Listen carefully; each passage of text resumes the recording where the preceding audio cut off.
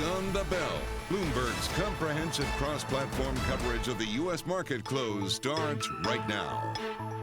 All right, about 2 minutes away from the end of the trading day. Scarlet Fu here along with Katie Greifeld. We're counting you down to the closing bell. And of course, here with us to take you beyond the bell with a global simulcast, Carol Massar and Jess Menton, bringing together our Bloomberg Television, radio, and YouTube audiences worldwide as we parse through the most crucial moments of the trading day.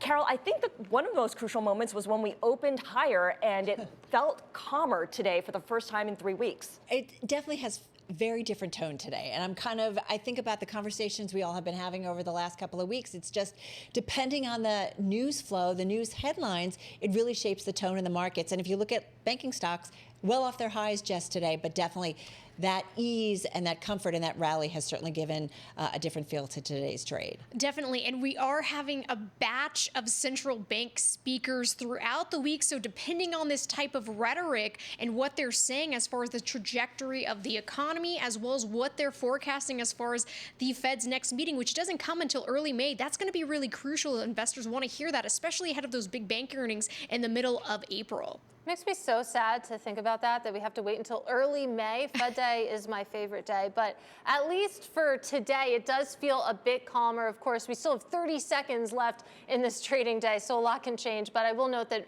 volume is much lower today, which sort of gets back to your point, Scarlett, that feels calm. Yeah, it feels calm, but everyone keeps waiting for another shoe to drop. We've kind of been scarred from the last couple of weeks, and as we head towards the close, what I'm noticing is that if the S&P 500 finishes higher, this is the third day of gains, and in fact, the fifth day of gains in 6, which I would not have expected given all the volatility that we saw over the last week and the drama and what's going to happen with these regional banks. Who would have thought that we managed to string together a modest upswing?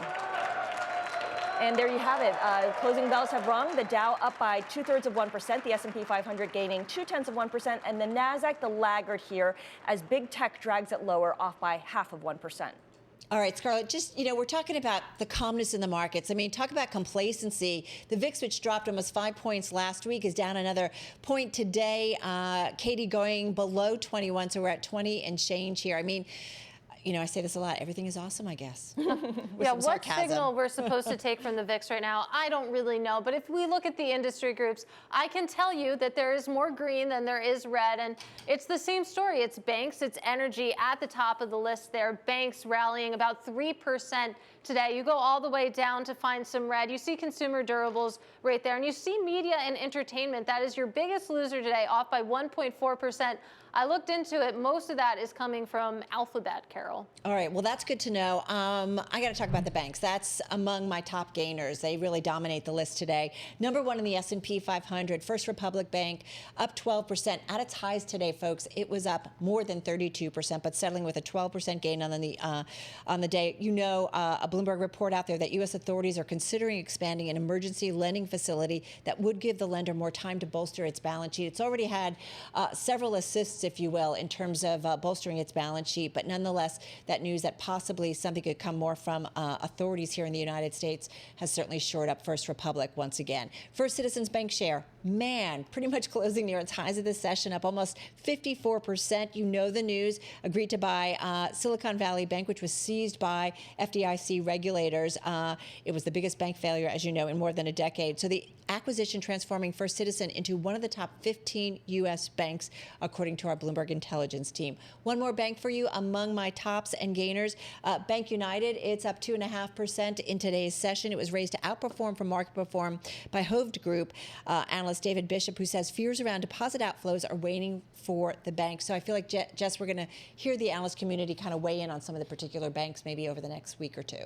I'm going to take the decliners, Carol. So I'm going to start off with Coinbase shares dropping nearly 8%. It also falls alongside with Bitcoin after the CFTC filed a complaint against crypto exchange operator Binance for allegedly breaking trading and derivatives rules. So that's a big decliner there. Also, Frontier Communications, those shares sliding about 9% after Morgan Stanley downgraded the stock to underweight, citing that the telecom company is changing hands at a significant premium compared with its peers, say AT&T and Verizon. And then I'm going to end with Carnival. So if you're looking at that cruise operator, shares falling nearly 5%, and that when we did get its earnings results earlier before the bell, it did beat on expectations for the latest quarter, but it had a mixed outlook moving forward. But I wanted to point out, even heading into this earnings report, that stock had been up more than 20% over the past 3 months. So you're seeing a little bit of that unwind here, Scarlett. Well, I was going to say, let's get over to the bond market real quick now, because it has once again been a wild ride. If you look at the 2-year Treasury yield, up 25 basis points. Once again, where the epicenter of the action is.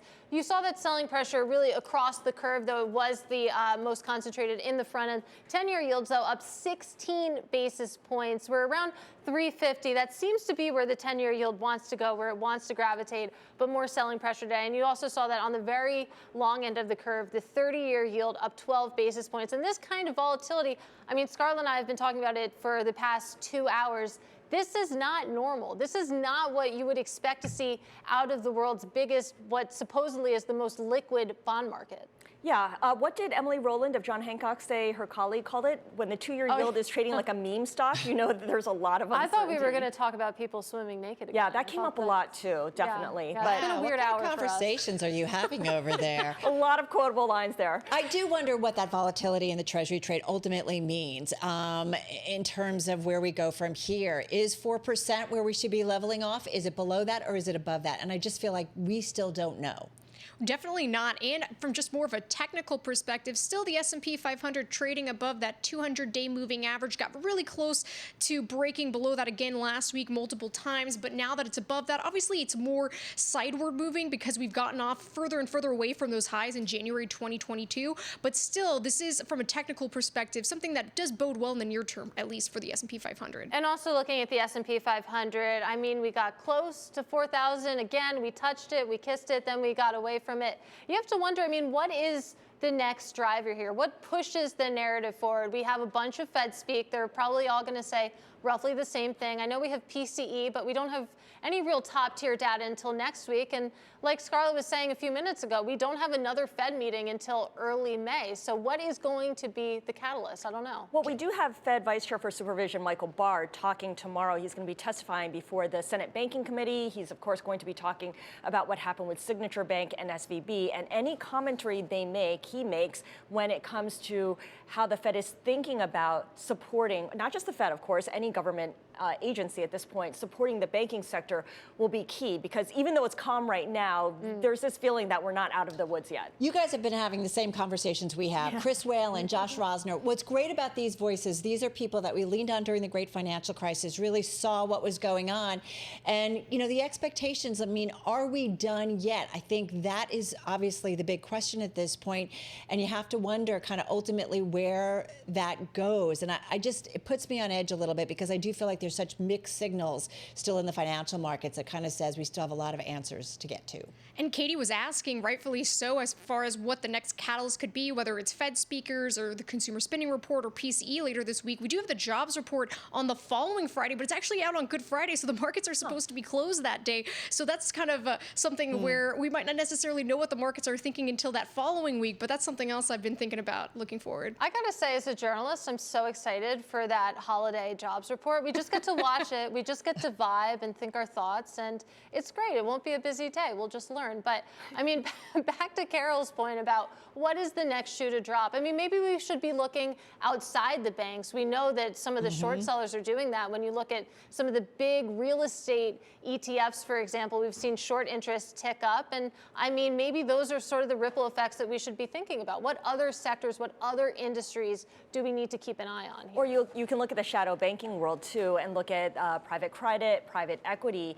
And when problems do show up there, how is it going to appear? Because they're not regulated the same way that other companies are. So there might be a long lag effect, and it'll be difficult to parse through, because every crisis is different, right? It's not going to always be a repeat of what we had last time. But this is a big concern as we think about how levered certain parts of the private world are. Something else I've been thinking about is what happens with long-only fund managers aren't completely, maybe they're done rotating into technology, what that means going forward as far as what happens with these other sectors. Well, and we've had a lot of guests on saying it's time that the Fed stop raising rates or cut rates.